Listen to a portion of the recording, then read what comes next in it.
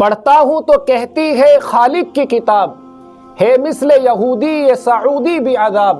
اس قوم کے بارے میں قمر اور کیا لکھے، کعبے کی کمائی سے جو پیتے ہیں شراب۔ شیخ احمد یاسر نے کہا تھا اپنے بچپن کے زمانے میں کہ ہم یہ سوچتے تھے کہ امریکہ یہودی پورے فلسطین پر قابض ہے، لیکن جب ہم بڑے ہوئے تو ہمیں معلوم ہوا کہ یہودی صرف فلسطین پر قابض نہیں ہے بلکہ پوری عرب کی کنٹری پر وہ لوگ قابض ہے۔ دوستو، بہت ہی افسوس کے ساتھ یہ خبر دے رہا ہوں جو کہ مسلمانوں کو حیران کرنے والی، مسلمانوں کو بے چین کرنے والی خبر ہے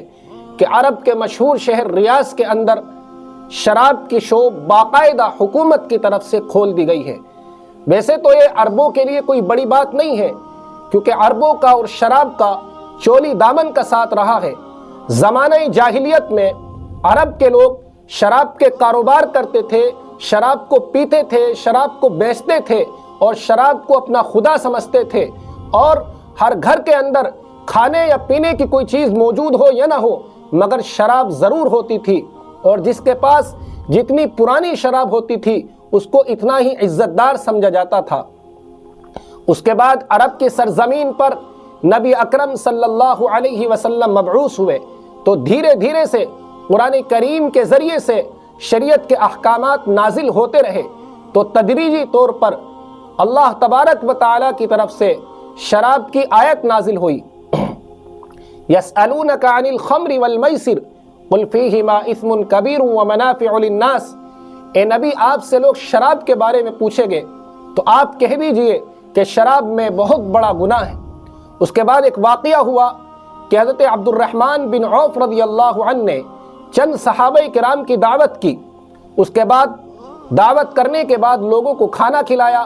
کھانا کھلانے کے بعد شراب پیش کی تو سب نے شراب پی۔ شراب پینے کے بعد فوراً نماز کا، مغرب کی نماز کا وقت ہو گیا تو نماز پڑھنے کے لیے چلے تو حضرت علی رضی اللہ عنہ کو امامت کے لیے آگے بڑھا دیا، تو حضرت علی رضی اللہ عنہ نے سورہ کافرون کی تلاوت فرمائی، قل یا ایھا الکافرون لا اعبد ما تعبدون۔ جہاں جہاں قرآن کریم کی اس صورت میں لا آتا ہے انہوں نے لا کو چھوڑ دیا، جس کی وجہ سے اس صورت کے معنی بدل گئے، تو اللہ تبارک و تعالیٰ کی طرف سے قرآن کریم کی آیت کریمہ نازل ہو گئی، یا ایھا الذین آمنوا لا تقربوا الصلاۃ وانتم سکارا، کہ اے ایمان والو نشے کی حالت میں نماز کے قریب بھی مت جانا۔ اس کے بعد اللہ تبارک و تعالیٰ کی طرف سے باقاعدہ قطعی طور پر شراب کی حرمت کا اعلان کر دیا گیا، اور قرآن کریم کی آیت کریمہ نازل ہوئی، یا ایھا الذین آمنوا انما الخمر والمیسر والانصاب والازلام رجس من عمل الشیطان فاجتنبوہ لعلکم تفلحون، کہ اے ایمان والو یہ شراب شیطانی عمل ہے لہذا اس سے بچو شاید کہ تم کامیاب ہو جاؤ۔ جب صحابہ کرام نے قرآن کریم کی اس آیت کریمہ کو سنا اور شراب کی حرمت کا بالکل اعلان کر دیا گیا تو قیمتی سے قیمتی شراب کو نالیوں کے اندر پانی کی طرح بہایا گیا، شراب کے مٹکے توڑ دیے گئے، شراب کے گھڑے پھوڑ دیے گئے، اور اپنے اپنے گھروں سے صحابہ کرام نے شراب کو پھینک دیا، شراب کو نکال دیا۔ دوستو، آج اسی عرب کی سرزمین پر، جس عرب کی سرزمین سے شراب کو ختم کیا گیا تھا، جس عرب کی سرزمین پر شراب کی حرمت کا اعلان کیا گیا تھا، آج اسی عرب کی سرزمین پر پھر سے شراب کی شاپ کھولی گئی ہے۔ حالانکہ بتایا جا رہا ہے کہ جو شراب کی شاپ کھولی گئی ہے یہ غیر مسلموں کے لیے، سفیروں کے لیے کھولی گئی ہے، اور باقاعدہ اس کے چند شرائط ہے کہ موبائل ایپ کے ذریعے سے اس کا اندراج کرنا ہوگا، حکومت کی طرف سے کوڈ حاصل کرنا ہوگا، اور باقاعدہ مسلمانوں کو سختی سے اس سے روکا جائے گا۔ لیکن کیا بعید ہے کہ آنے والے دور میں اس کے دائرے وسیع کر دیے جائے اور پھر ہر عام و شخص اس کو استعمال کرنے لگے، خریدنے لگے اور پینے لگے۔ اور کیا آپ سمجھتے ہیں کہ غیر مسلموں کے لیے شراب کی دکان کا کھولنا جائز ہے؟ بالکل جائز نہیں ہے، بالکل حرام ہے، کیونکہ صحابہ کرام نے، چند صحابہ کرام نے اللہ کے رسول صلی اللہ علیہ وسلم کے سامنے یہ پیشکش کی تھی کہ جب شراب کی حرمت کا اعلان کر دیا گیا تھا تو انہوں نے یہ کہا تھا کہ ہم اس شراب کو یہودیوں کو تحفے میں دے دیتے ہیں۔ بعض صحابہ نے کہا تھا کہ ہم دواؤں کے طور پر اس شراب کو استعمال کر لیں گے، مگر نبی اکرم صلی اللہ علیہ وسلم نے شراب کی حرمت کا اعلان کر کے کہا کہ شراب کو تحفے میں دینا بھی منع ہے اور شراب کو دوائی کے طور پر استعمال کرنا بھی منع ہے۔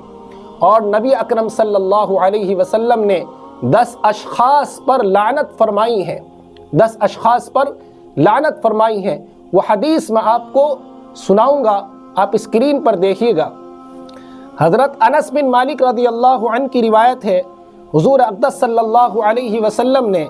شراب کے بارے میں 10 اشخاص پر لعنت فرمائی ہے۔ نمبر 1 شراب بنانے والے پر، نمبر 2 شراب بنوانے والے پر، نمبر 3 شراب پینے والے پر، نمبر 4 شراب اٹھانے والے پر، نمبر 5 جس کے پاس شراب اٹھائے کر لائی گئی ہے اس پر، نمبر 6 شراب پلانے والے پر، نمبر 7 شراب بیچنے والے پر، نمبر 8 شراب کی قیمت کھانے والے پر،